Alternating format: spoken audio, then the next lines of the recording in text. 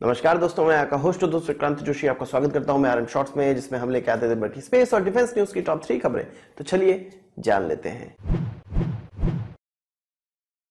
एक नया दिन और कुछ नई खबरें। अपनी सबसे पहली खबर की बात करेंगे तो वो ऑपरेशन कबड्डी की तरफ से आ रही है। क्या आपको पता है 2001 में एक ऐसा ऑपरेशन चलाने वाली थी भारतीय सरकार और भारतीय सेना, जिसमें एलओसी के पार जाके भारतीय जवान पाकिस्तान के कुछ 25 से 30 पोस्ट को अपने अधिकार के अंदर लेने वाले थे। सितंबर 2001 में यह घटना होने वाली थी, पर 9/11 की घटना जो अमेरिका में हुई उसके बाद इस ऑपरेशन को निरस्त कर दिया गया, क्योंकि भारत नहीं चाहता था कि उसके इस प्रकार के ऑपरेशन को इस ट्रेजेडी के एवज में एक फायदा उठाने जैसा ना देखा जाए। इंटरनेशनल कम्युनिटी में ऐसा कोई मैसेज ना जाए कि ट्रेजेडी के एवज में हम इसका फायदा उठा रहे हैं, तो इसलिए इस ऑपरेशन को आगे नहीं बढ़ाया गया। एक किताब सामने आई है जिसका नाम है line of fire, cease fire violation and India Pakistan escalation dynamics, जो कि जवाहरलाल नेहरू यूनिवर्सिटी के प्रोफेसर हैप्पीमोन जैकब ने लिखा है। उस किताब में यह बताया गया है कि पुराने अधिकारी जो इस ऑपरेशन में इन्वॉल्व थे, उनके मुताबिक इस ऑपरेशन की शुरुआत जून 2001 में हो गई थी। कई मीटिंग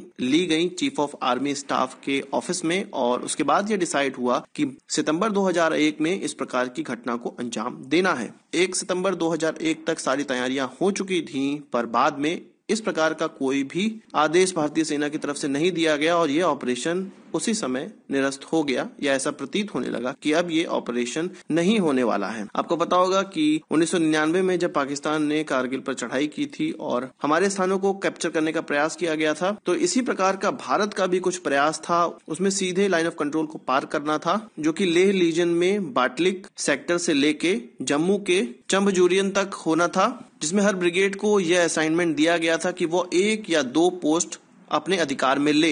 यह ऑपरेशन कबड्डी एक फिक्स समय में कंप्लीट करना था और इसको वॉर तक आगे नहीं बढ़ाना था। इसको केवल और केवल पोस्ट को कैप्चर करके उस स्थान पर कैप्चर करना था जहां पर टेररिस्ट को ट्रेनिंग दी जाती है और सीज फायर का वॉयलेशन किया जाता है पाकिस्तान की तरफ से, जिससे कि इससे होने वाली जो कैजुअलिटीज है उसको मिनिमम किया जा सके। यदि उस स्थान को जहां से हमारे पे फायरिंग होती है उसको हम ऑलरेडी कैप्चर कर लेंगे तो इस प्रकार की फायरिंग हमारे सुरक्षा बलों पे नहीं हो पाएगी। कुछ इसी सोच के साथ ऑपरेशन कबड्डी को अंजाम देना था, पर जैसा कि मैंने आपको बताया 9/11 के बाद जियोपॉलिटिकल सिचुएशन चेंज हो गई और इस ऑपरेशन को कभी भी अंजाम नहीं दिया जा सका। 1-2 दिन पहले मैंने आपको बताया था कि इसरो एक ह्यूमनॉइड मिशन करने वाली है, ह्यूमन मिशन से पहले, जिसमें कि 2 अनमैन्ड जो स्पेस मिशन होने वाले हैं, जो कि एक रिप्लिका होंगे मैन मिशन की, उसमें अपना ह्यूमनॉइड भेजा जाएगा। आप में से बहुत से लोगों ने प्रश्न किया कि किस प्रकार के ह्यूमनॉइड को भेजा जा रहा है, इसरो के पास किस प्रकार का ह्यूमनॉइड है। तो अब उसकी खबर निकलकर सामने आई है। रंजीत श्रीवास्तव, जिन्होंने एक ह्यूमनॉइड डेवलप किया था, कुछ अगस्त 2018 में इस प्रकार की खबरें आई थी, जिसका नाम रश्मि है और इसको 50,000 रुपए की लागत में डेवलप किया गया है। वो रांची के रहने वाले हैं। तो इसरो के 2 वैज्ञानिक उनके इस रश्मि ह्यूमनॉइड का सर्वेक्षण करने गए हुए थे। उनसे कई सवाल इसके मामले में पूछे गए और उनसे कहा गया इसी रश्मि रोबोट में कुछ इस प्रकार की चेंजेस करे वो, जिससे कि वो एक ह्यूमन फिजियोलॉजी को रिप्लिकेट करे, ह्यूमन की तरह वो बिहेव करे। हालांकि अभी केवल इसका चेहरा तैयार हो पाया है और यह हिंदी, मराठी और भोजपुरी भाषाओं को बोल सकती है, उसी की तरह से लिपसिंग भी कर सकती है। इस ह्यूमनॉइड को लैंग्वेटिक इंटरप्रिटेशन के लिए बनाया गया है बेसिकली, जिसमें कि एलआई और एआई का इस्तेमाल किया जाता है, यानी कि लैंग्वेटिक इंटरप्रिटेशन और आर्टिफिशियल इंटेलिजेंस का इस्तेमाल करके विजुअल डेटा और फेशियल रिकॉग्निशन सिस्टम का भी इसमें इस्तेमाल किया जाता है, जिसके बाद यह रोबोट किसी से भी इंटरेक्ट कर सकती है और उसको यह याद रहेगा कि वो किससे इंटरेक्शन कर रही है और किस लैंग्वेज में वो बातचीत चल रही है,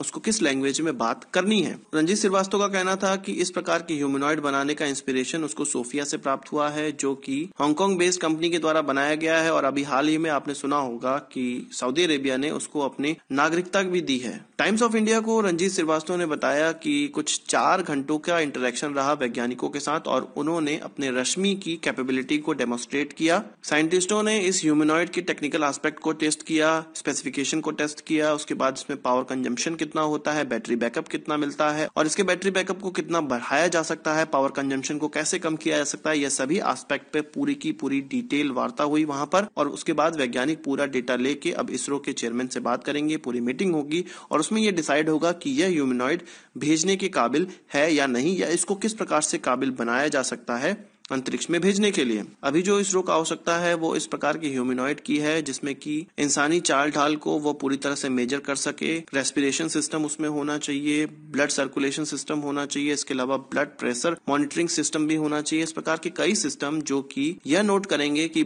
यदि मनुष्य अंतरिक्ष में उनके यान में बैठकर जाए तो उस पर क्या प्रभाव पड़ने वाला है। तो इस प्रकार का ह्यूमनॉइड उनको चाहिए। अभी यह बेसिक ह्यूमनॉइड है, इसको इसरो के साथ मिलकर रंजीत श्रीवास्तव और आगे तक डेवलप करेंगे यदि इसरो ने इस ह्यूमनॉइड को चुन लिया तो। और जब इसरो इस ह्यूमनॉइड को चुन लेगा उसके बाद 9 से 10 महीने का समय लगेगा पूरी की पूरी सिमुलेशन उस ह्यूमनॉइड में डालने में। तो काफी काम बाकी है ह्यूमनॉइड में। हालांकि बेसिक ह्यूमनॉइड हमारे पास तैयार है, उसको केवल परिवर्तित करना है तो अपने गगननॉट ह्यूमनॉइड में। भारतीय सेना ने कुछ 3000 मिलान 2T anti tank guided missile खरीदने का मन बना लिया है जो कि फ्रांस के द्वारा बनाया जाता है और यह 3000 मिसाइल कुछ 1000 करोड़ रुपए में आएंगी। हालांकि यह फ्रांस से नहीं आएंगी। आपको ये पता है कि इसका license production Bharat dynamics limited में होता है फ्रांस के फर्म के साथ पार्टनरशिप में, और भारत इस प्रकार के कई मिसाइलों का ऑलरेडी इस्तेमाल कर रहा है। मिलान 2T और कॉनकर्क ATGM का इस्तेमाल किया जाता है। कॉनकर्क रशिया से हमें मिली है और मिलान 2T हमें फ्रांस से मिला हुआ है। दोनों का प्रोडक्शन भारत में ही किया जाता है। कॉनकर्क का प्रोडक्शन भारत इलेक्ट्रॉनिक्स लिमिटेड करती है, वही मिलान 2T का मैंने आपको बताया भारत डायनेमिक्स इंडिया में प्रोडक्शन करती है। आपको पता होगा भारत स्पाइक मिसाइलें भी खरीदने का प्रयास कर रहा है, पर पिछले साल ही उसकी डील को कैंसिल कर दिया गया था क्योंकि DRDO ने इस प्रकार के मिसाइल डेवलप करना स्टार्ट कर दिया है और उसका ट्रायल भी चल रहे हैं। हो सकता है 1-1.5 साल में उसको इंडक्शन के काबिल बना लिया जाए। इसलिए भारतीय आर्मी चाहती है कि मिलान 2T जैसे second generation anti tank guided missile से ही फिलहाल काम चला लिया जाए, ताकि जब DRDO के द्वारा third generation anti tank guided missile develop हो जाए तब उसका इस्तेमाल भारतीय आर्मी करे, जिससे कि वह कॉन्ट्रैक्ट भारत के अंदर ही रहे। दोस्तों, 3 खबरों के बाद अपनी बोनस खबर की बात कर लेते हैं और बोनस खबर रशिया की एक रॉकेट अंगारा 5A की तरफ से आ रही है जो कि अभी डेवलप हो रहा है और इसका फर्स्ट ट्रायल 2014 में किया गया, जो कि प्रोटॉन M को रिप्लेस करने वाला है। यह भी रशिया का ही एक हैवी लिफ्ट रॉकेट है क्योंकि प्रोटॉन M में अभी जो काबिलियत है वो लगभग 20 टन की है पेलोड को ले जाने की लोअर अर्थ ऑर्बिट में। तो अंगारा A5 से रशिया की काबिलियत और बढ़ जाएगी और वो 20 टन से ज्यादा का कार्गो अंतरिक्ष में ले जा पाएंगे। पर इसके इंजन मैन्युफैक्चरर के साइंटिस्टों के द्वारा एक पेपर पब्लिश किया गया जो कि जापान टाइम्स में छपा था। उसके मुताबिक इसमें कुछ ऐसा वाइब्रेशन है जिसके कारण ऑस्किलेशन हो जाता है और यह खुद ही अपने रॉकेट को नष्ट कर सकता है। यह रॉकेट जिस लॉन्च पैड से उड़ाया जाएगा उसको 2021 में ओपन होने की संभावना है। इससे पहले जो प्रोटॉन M है उसमें भी कुछ ऐसी प्रॉब्लम्स है जिसके कारण वो 10% का फेल्योर रेट रखता है। 102 उड़ानें उसकी हुई हैं प्रोटॉन M की, जिसमें से 91 उड़ान ही सफल रही हैं, 2 पार्शियली फेल हुई हैं और 9 पूरी तरह से फेल हुई हैं। प्रोटॉन M को 2001 में सर्विस में डाला गया था और उसके बाद से उसका घटिया से घटिया परफॉर्मेंस चल ही रहा है। अंगारा A5 के द्वारा उसको रिप्लेस करने की संभावना है, पर अंगारा A5 के इंजन में भी कुछ इस प्रकार की प्रॉब्लम बताई जा रही है कि जिससे उसमें वाइब्रेशन बढ़ सकता है। तो आज की इस वीडियो के लिए बस इतना ही। आशा करता हूं आपको वीडियो पसंद आई होगी और आप इसको एक बड़ा थम्स अप जरूर देंगे। इस वीडियो से संबंधित कोई सवाल सुझाव तो कमेंट बॉक्स में जरूर लाइएगा और यदि आपने हमारे चैनल को सब्सक्राइब नहीं किया उसे भी कर लीजिए क्योंकि हम इस प्रकार की वीडियो लाते रहते हैं। नमस्कार, थैंक यू, जय हिंद।